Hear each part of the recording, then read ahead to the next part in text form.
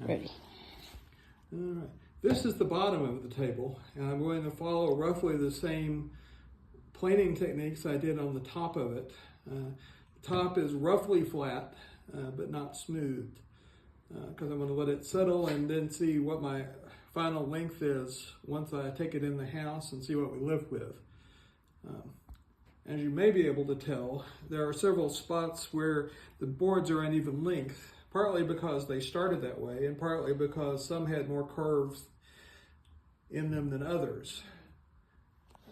I didn't try to clamp the curves out because I didn't want to introduce instability to the table later on. I had plenty of thickness on, some of these were as thick as 6/4 rough. So I had a lot of room to work with, because as long as I get it down to 3/4, I'll be happy. And if it becomes under 3/4, I won't be as happy, but that's why they invented battens.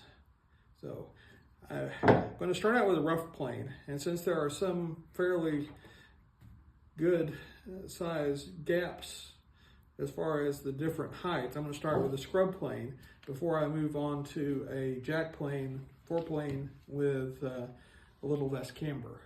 I'm going to start on this side with this largest differential in size right here.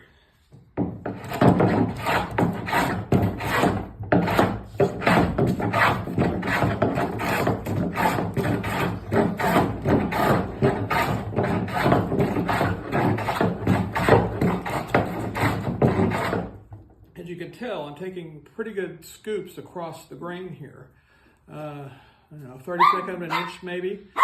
And the dog doesn't approve of that because I'm old and broken. But we'll see what we do.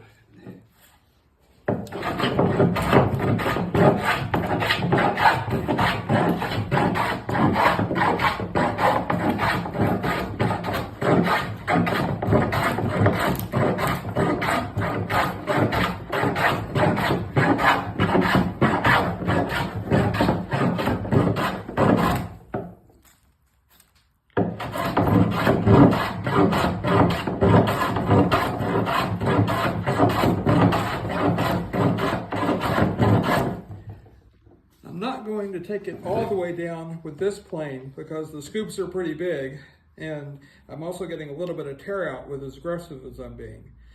So I'll try to take the final bits of height out with a plane with a chip breaker and a little less curve. Stop there.